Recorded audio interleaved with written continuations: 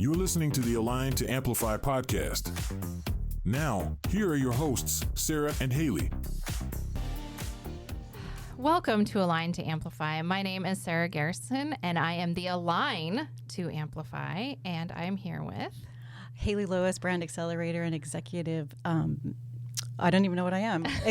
Creative Advisor, and I amplify businesses and brands for the highest potential exposure. Awesome. And today we have Coach Lee with us. I met Coach Lee. I can't even remember how long ago we met, but I have been following you and I love what you do. So if you would take a moment, Coach Lee, and introduce yourself and tell our audience what you do. Yeah, thank you so much, Sarah. It's so great to be here, Haley. My name is Coach Lee. I'm a social connections coach, and I help people make more meaningful connections in their personal and professional life. Meaningful connections is my game.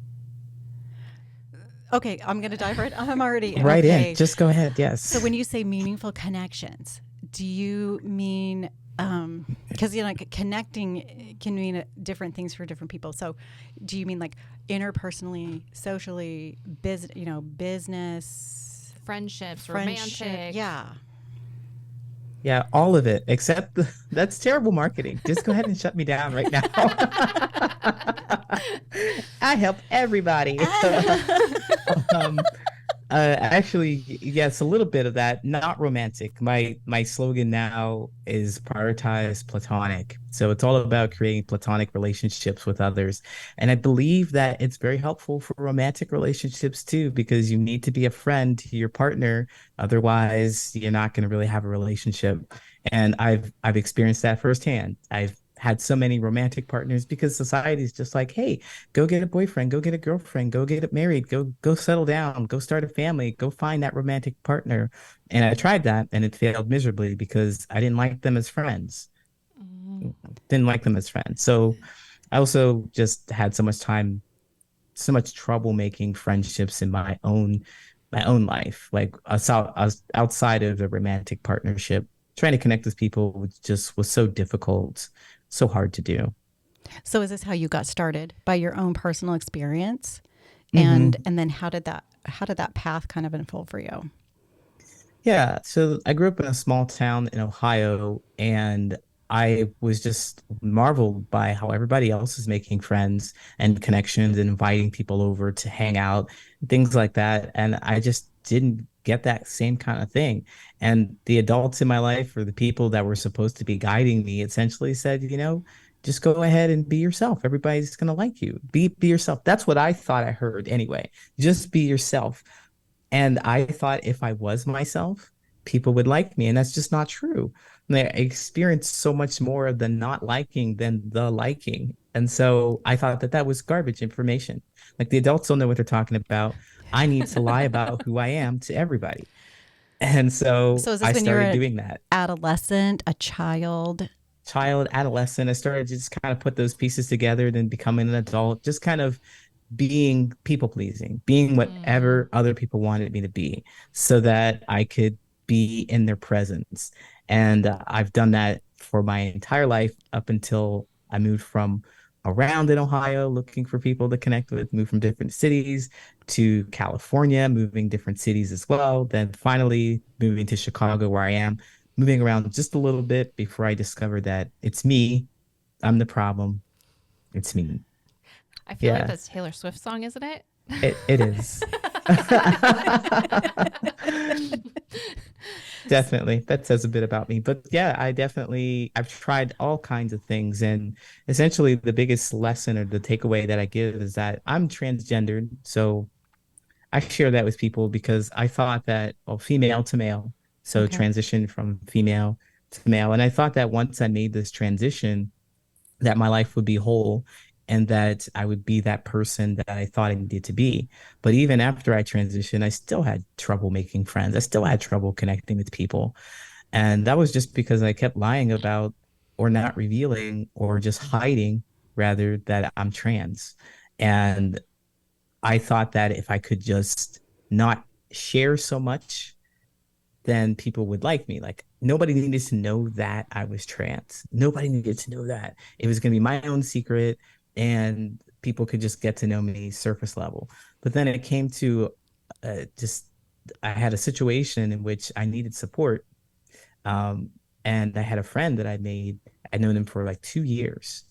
I'd known him for 2 years and he didn't know that I was transgendered. And I just talked to him about stuff. The situation was that I wanted to date people. I wanted to get out there and start dating people. I got on the apps and I got rejected. And my friend, he's just like, I don't know what's wrong with these people. You're not that bad looking. And I'm like, I'm not. But that's not the problem. That bad looking. Well, come on, That bad buddy. looking, yeah. That's not very nice. Oh my gosh. But that wasn't the real problem, and I couldn't share it with them. So I found myself being lonely. Yeah, I can understand that. Part of the work that I do is to really help people get in touch with themselves and really be true to themselves. And so I completely understand about like living in that truth. It's so tough though when you go through such a, it feels like with your life, having to, it sounds like you were not living as yourself even like as a child and, Right. all of that, just not being in that alignment. That's I can only imagine the amount of pain that it puts you through and to get to that point where you're finally like, no, I'm done. Yeah. And, I discovered that I think everybody goes through something similar where they have something that is really deep important to them and they want to show it, they want to share it with others, but they've been ridiculed or laughed at in so much that they just hide that.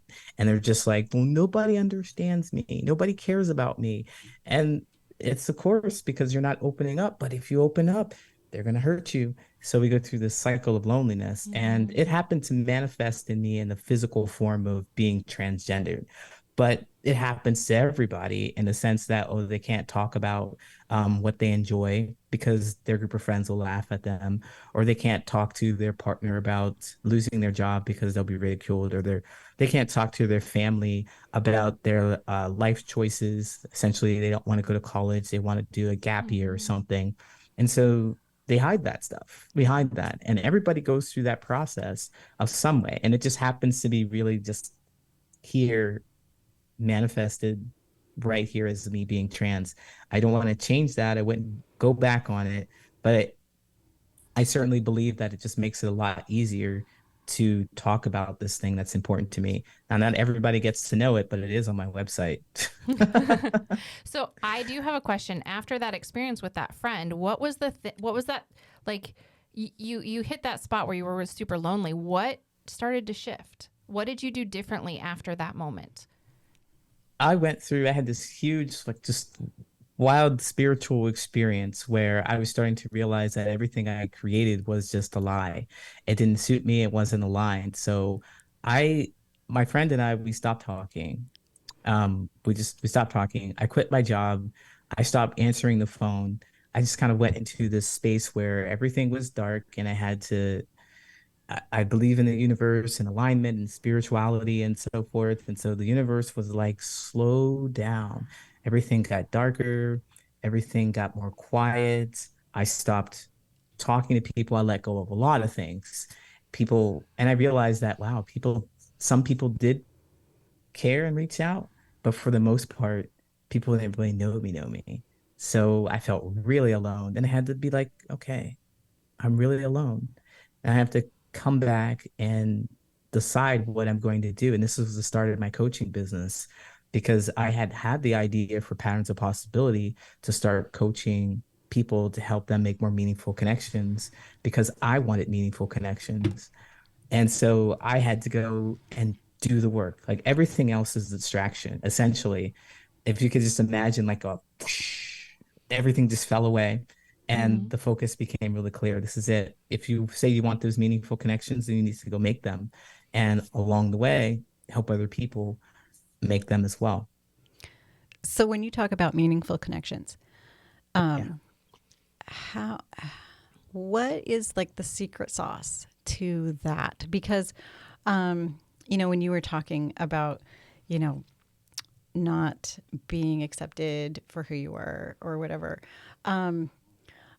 I was just trying to kind of align it with my own experiences growing up. I was a very, very shy child, and I'm an introvert. I'm just kind of mouthy now because I'm. You can't tell now that we're on this podcast, but But I remember as a child being very withdrawn because I was just very shy, and how that was read by others in a negative way. And knowing that I'd have to like give myself little pep talks, as people were coming like down the hallway at the school, and I'm like, okay, they know me. They're gonna say hi. And I'm like giving myself pep talk, like, okay, I can do this. I can do this. I can say hi back. Like I can do this. And then they'd come, they'd say, hey, hi. And I'd be, hi. like so awkward. So, but I would do it, but I'd have to like seriously talk myself through it because I was naturally inclined to look the other way because I was so afraid. Yeah. The fear of I don't even know if it was rejection or just not being unsure of myself and being unsure of who I am and how I could handle myself socially. Because kids are they're either mean or they're awkward. Yeah. So There's no other options for kids. no, it's kind of like you're immediately segregated into you're either, the mean group or you're the awkward group that gets, picked on. And I was, I didn't want to really be in either. Yeah. I didn't want to be either because I wasn't naturally inclined to be that way. So I just was quiet and ignored people. So I'm just curious, so when you talk about meaningful connections, like what were the steps, back to that secret sauce of breaking out of that initial, like you have the realization now that, hey, what I'm doing isn't working and I want to make meaningful connections. What were those steps like and how did you proceed through those? The steps, well, if I could, the steps, I definitely have 3 steps, like actionable steps. Because one of the things that frustrated me a lot is that everybody understood, but it was never actually explained. Be yourself, what does that even mean? Well, what I understand, you have to be yourself in order to make these meaningful connections. And being yourself means that you talk or you share or you show your feelings. You show them. You communicate them with others. You don't hide them. And so how you feel about things it's based in your own emotional intelligence. So I think the loneliest people like I was had no idea how I felt. I had no idea why I drank so much. I had no idea why I went to the club so often. I had no idea why I was so angry. I didn't know. But once I got a hold of that, I could understand it.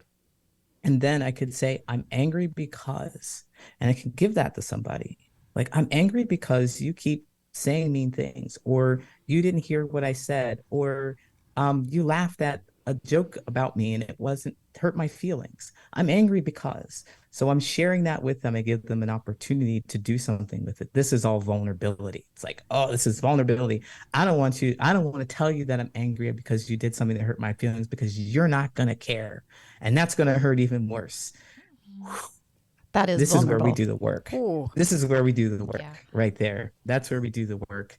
That's where I do a lot of the work. Yes, people are going to treat you this way. So I've developed a little plan or a little skill set to help people talk about these little things, practice rejection, practice and checking to see if people are safe to talk to around them. So I've got that.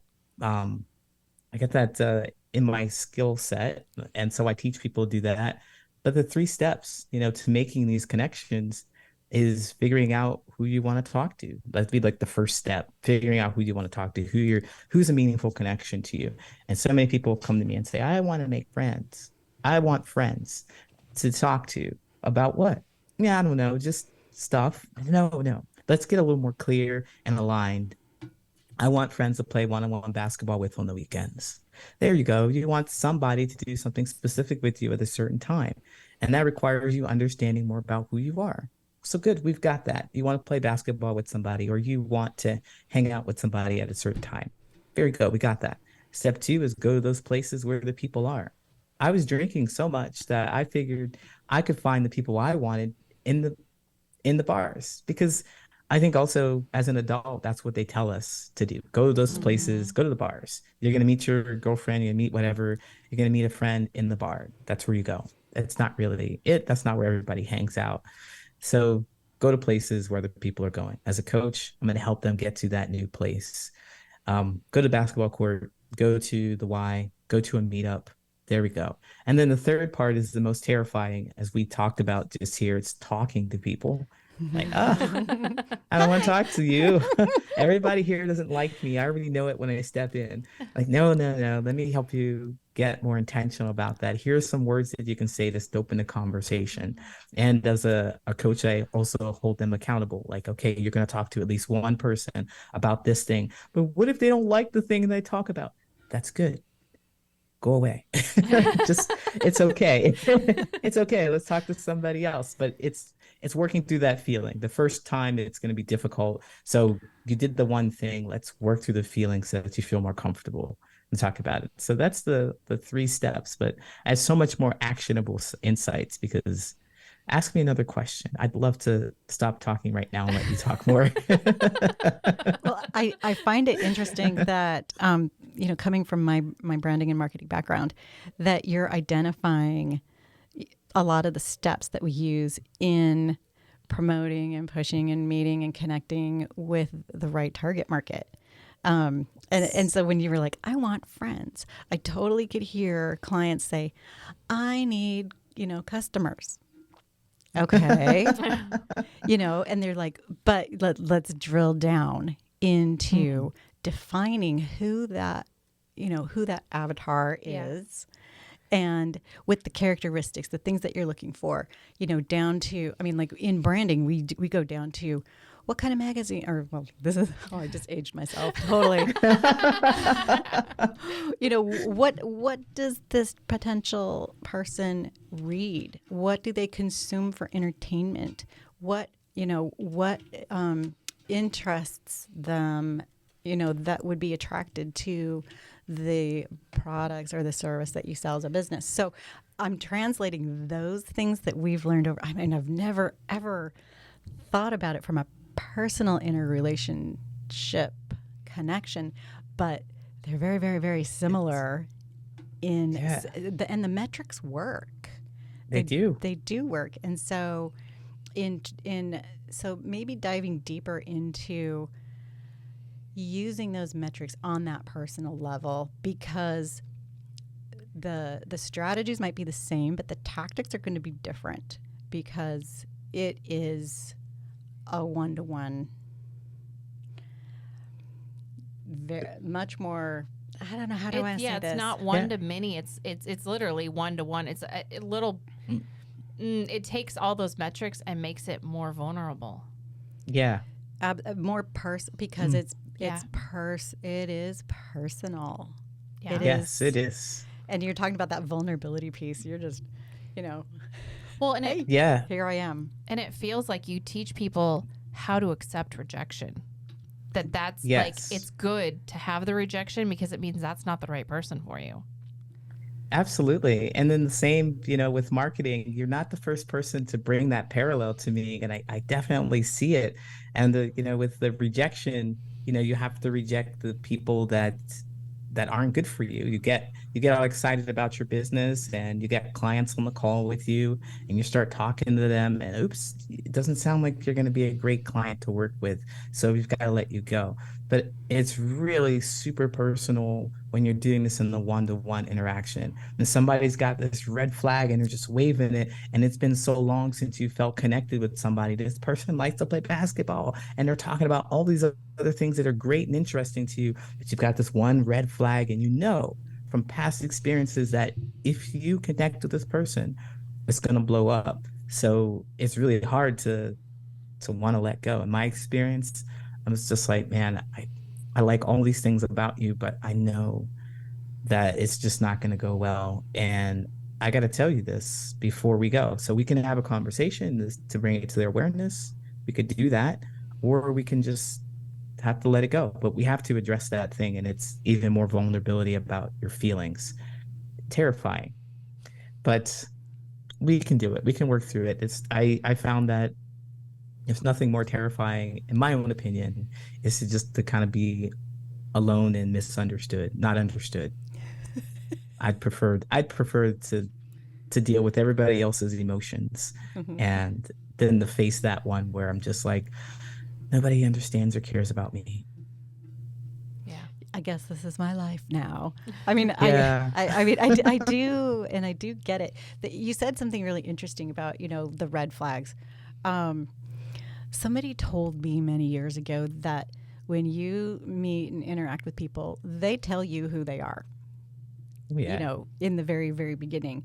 And for the most part, especially when you're seeking friendship or relationship or something like that, they will tell you who they are. And instinctually, a lot of people will ignore it or push it aside or not intentionally not hear it.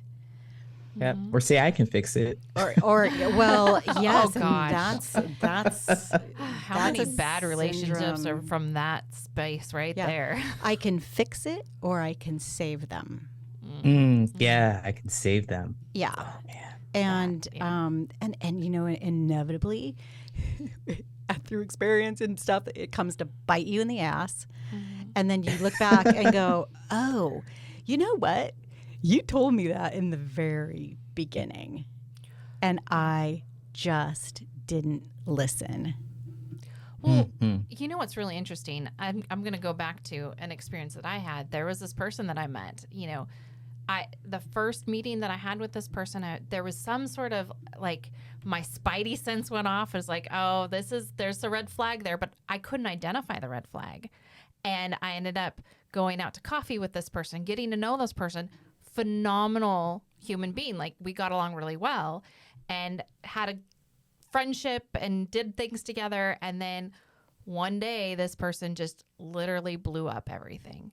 And it ended in a fiery burning of a bridge. And and I think back to that weird red flag that I still can't identify.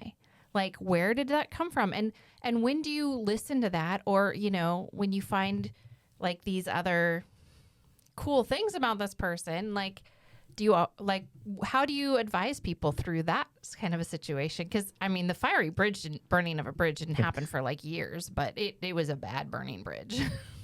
Wow, that was intense. It just I kind of want to surfaced. I want to see the little mini movie on that.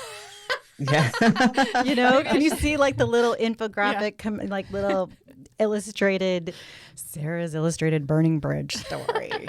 Like, I am curious about some of the details. right?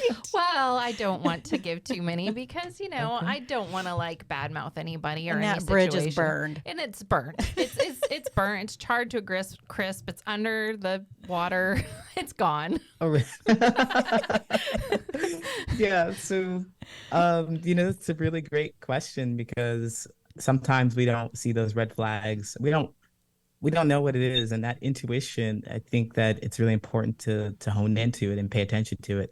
And so in my coaching, I make sure to talk about boundaries and what they are. And a lot of people think about boundaries as what I'm not going to, or what people aren't going to do, like setting rules, but they're your intuition. I really called it intuition because it makes sense to people who don't really feel spiritual about it.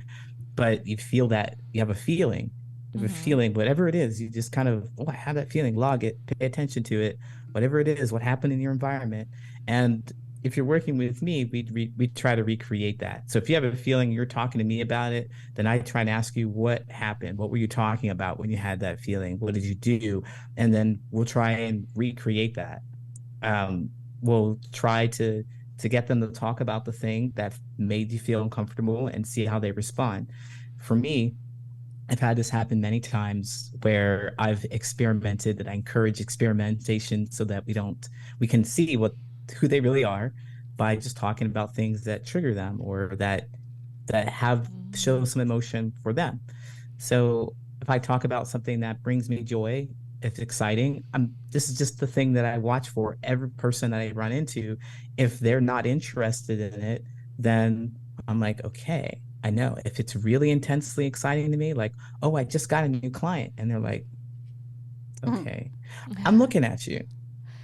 That Ooh, doesn't feel yeah. good to me. I Yeah. want my friends celebrate with me. Yeah. I don't know what you did, but that's it. I don't know what that is, but that doesn't feel good to me. And just sharpening your intuition. So you said this happened some time ago, and I'm sure you're much better at your intuition and sharpening that stuff now. But Oh, yeah. it's that accelerated intuition piece. Yeah. You And s- I love the fact that you help people kind of work through that, because I have tools and now I understand a lot more, but I don't think a lot of people do have tools to help them understand how to get through that intuition and trusting it. that gut read. Yep. You know, you know, my business experiences over the years is trust. You know, like listen, because my gut is is like 100%. It's batting. What is it? Yeah. Batting 1,000. Batting It's 1,000. There you go. It's like my gut is never ever wrong, and I ignored that gut more times than I wanted yeah. to for the sake, and it's kind of like that sake of the relationship, like seeking that client, seeking that project, seeking that whatever, Yeah. and ignoring the gut, and then it turns into a disaster. Or getting the validation where you really don't, like, from people that really don't want to give it to you, you know? Mm-hmm. Yeah. Yes. I want to go back to something you said really quickly, and then we can move on. But I really liked that the idea of friendship, and I did hear one time that the definition of true friendship are those people who are happy for you when you experience success, and that has been such a great kind of guiding light for me moving forward in relationships, is in identifying who are those individuals that celebrate your successes with you and who are the ones that get kind of pissy. Right, exactly. And I think that it doesn't you don't have too much skin in the game when you do this, because you've revealed a thing that feels joyful to you and exciting, and you're celebrating, and they're making faces at you. Well, I'm watching you. I know that you're not going to be closer in my circle. Maybe you can be an acquaintance, but I don't think that is good for me to share anything deeper with them, because I talk about the emotions, and I heavily rely on teaching people with these emotions. I talk about these four, the basic ones that people can readily identify. There's joy, there's anger, sadness, and fear. And I imagine that if you express something that's joyful to your friend and they're supposed to celebrate with you, then they're not. Can you imagine how they're going to treat your fear and your sadness? They're going to shit all over that. Oh, yeah. They're not going to treat it well. They're like, "Oh yeah, you're scared. Oh, what do you got to be scared for? Oh, you're sad. Cheer up," or they'll say something even worse to hurt your feelings even more, and because you're showing them the most attractive emotion. Joy is the most attractive. We love it, and they're just frowning at it. That's you can tell. Yeah, you could really tell. So those friends that'll celebrate with you, celebrate your successes, and help you fight your fears, is what we're looking for out there. Fighting fears. Oh, yeah. Oh my gosh. So this is why Sarah is such a good, partner in Friend? the podcast, Oh. friend, Plant. because we battle through our new adventures that we're doing together, especially like setting up this podcast, doing all these things, putting our voices out there, and there is an element of fear, and I think alone I would have just packed up. Well, And yeah. and with her by my side, that's like I'm not feeding that fear. We're just going to figure it out. We're going to push through. Yeah, we failed. Let's start over tomorrow. And that's been such a learning lesson for me, and a bonding experience between the two of us. Coming from completely, very similar but not same industries, Yeah. and we're working on something together. We've been wanting to work together since we met each other like 12 years ago. Yeah. And What? we've worked congruently. Like Yes. she's helped me with logos. I've helped her with mindset and market. You know, when I was doing my marketing business back in the day, I helped her with social media, and you know, so we've helped each other. We tag off each other, but definitely. we've never like collaborated together on the same thing. And this was kind of, well, we've always done Hub, so, but that's not the same. Yeah. So we have a networking group, but it's not really a networking group. It's a get shit done group. Okay. We call it Hub Power Working. Yeah. So basically, you show up, and if you've got stuff to do, you just bring your stuff. It's kind of like a co-working environment where you just show up and you can do your work with everybody else. And we started using it as a time for us to give out free advice on anything. Like if you had a logo that you needed help on, advice on, Haley would give you advice for free at the Hub group. Oh, nice.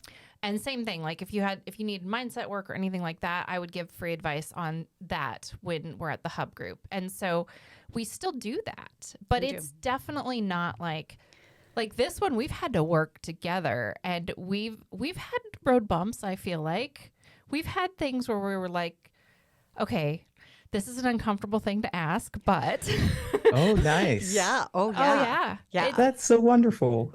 Your friendship is really growing. it's It been really really good. is. Yeah, I'm and really grateful for her. I am too. It's been wonderful, and this has been so much fun because we're both learning and failing at the same rate. And growing and succeeding. We And tripping celebrate over our little ourselves. mini successes. Like, oh, I figured out I could charge my phone before we started. Little things like that. But And we just roll with the technical issues, like the light that just went out while we were sitting here. oh dear. See, Okay. I love to point those things out because it's fun. Is you look like you have so much fun. I really do believe like your friendship, it looks like your friendship is growing a whole lot. I can tell because you're both like facing these challenges and you're just laughing about it. You're just like, yeah, we're learning and supporting each other along the way. I think that's really cool. And back to what you do, I love the fact that you help people figure out how to have friendships like this, because as a grown-ass adult, I don't know how to make friends. I think that the only way we make friends is through, like for me at least, is through my business networking and stuff. But even that gets a little challenging because you're like, do I ask them out to dinner? Do I, is that weird? Like, do you ask a friend? Like, isn't that a dating, So like all these things go through your brain. And so I love the fact that you're helping people understand, like, no, it's not weird to ask your friend to go have coffee. No, it's not weird to go have dinner with a friend. Like, I love that that you exist. Oh, thank you. Absolutely. Wow. Yes. Somebody said that. You said that to me. I Oh, love that. I love that you exist. I love that you're doing this for people. Absolutely. And that's a wonderful especially compliment. coming from, my introverted, shy background. I have a question for you because I am not a chaser by nature. I don't chase people. I don't insert myself, like asking people, hey, do you want to go grab coffee? Do you want to go get dinner? I don't pursue. So Yeah, I would assume like part of your techniques are breaking through your own personal barriers that that are limiting me in my circle because I don't seek it out. People have come into my life that are a true blessing, and I'm so grateful for that. But so you don't chase, you attract. This is what that I'm what hearing. it is? Okay, so That- I well, don't know. I don't be, know. It could be that, but if you have a desire to connect with someone and you're not speaking your desire to connect, like, hey, I see you, I think you're really cool, I want to hang out with you. If you don't do that, there's something else there, like a barrier there, that perhaps a rejection piece that might be like, well, what if they say no, or what if I feel awkward, or what if it's weird? Then that's something that we would examine. I do talk about helping people feel accepted because so many people are running around with that exact same mindset, and you'd be empowering them to tell them that you accept and see them and you're interested and delighted to know them. you're excited that they exist. Thank you for that, Sarah. Yeah. Happy that they exist. And that's wild. You don't want to walk up to a random person and say, hey, I just have to know that I'm glad that you exist. They will look at you funny. But being intentional about the things that you notice that bring you joy about your interactions with them, and wanting to pursue further connection, wanting to share more about who you are and learn more about who they are. Being intentional about that will keep us from being alone, because they could be thinking the same thing, but you being the more powerful, enlightened person saying, I see you and I acknowledge you, you can wipe away their fears. It's gone. And it's scary because they may say no, and it may feel disempowering, but that knowledge, you empowered that person to say no. Otherwise, it was always no. It was always in their head because they always thought that you rejected them. I may be talking too much in circles. Does No, this make sense though? No, I totally understand. I get Okay. it. I kind of wonder, like, and maybe this is how I'm taking it. So clarify if I'm off track. It's okay to put your thoughts out there in a positive way to somebody else. Like, hey, I'm glad you came today to our networking group, or, hey, I'm glad, like kind of putting it back on them. Like, you're almost like in a really positive, complimentary way without expecting something in return. So there's a way of putting yourself out there without the expectation of I'm going to be rejected or accepted. It's just, I'm making a statement to you. Yeah. It's like, Yeah. hey, I'm really glad I met you today. Boom. They don't have to say, yeah, me too, or, well, why? Go away. Like, it's just like making that statement is like, just, that's enough for me that I could put myself out there in that kind of constrained little way. Yeah. That maybe would spark a conversation, maybe wouldn't, but it wouldn't set me up for a disappointment either way. Right. It could perhaps not set you up for a disappointment. It's practice, and everything you said is spot on. It's like practice and talking about how you feel to somebody and seeing how they respond to how you feel. They could be like, yay. Then that's an invitation. They opened up. You opened up. If they're like, maybe you didn't like that, the way that felt, then that's something to just notice about them. And it's practice for other people in the future. So you can get used to people just being like, thank you, but no thanks. And it won't mean anything to you.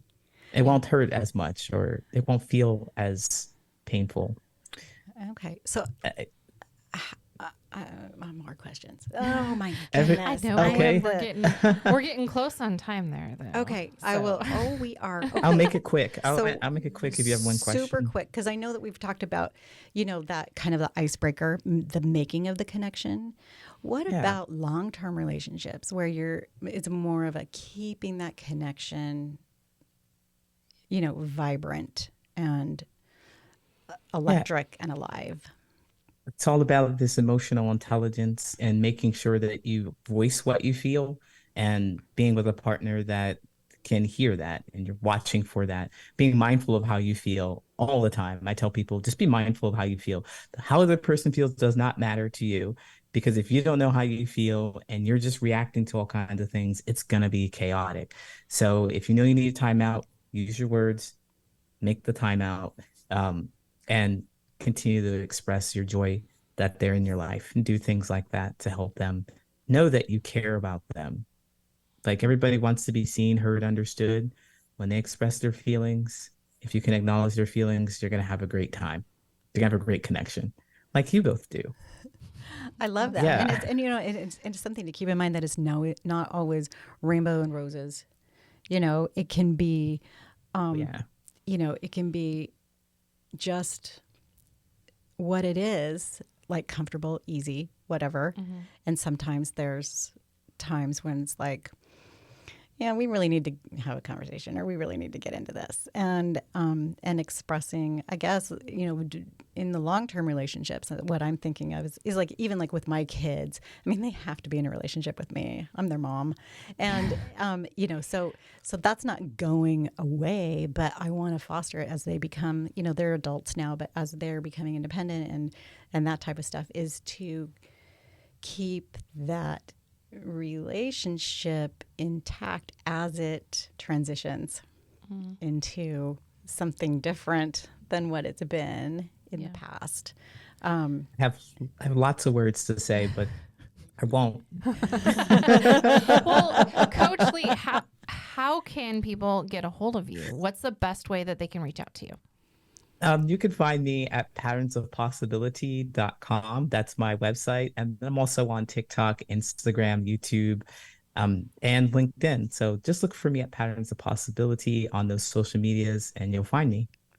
And you share some amazing stuff on TikTok. I have seen your TikTok stuff. It's very good. So definitely follow Coach Lee on TikTok, on all the places, and we will make sure to have that in the show notes as well.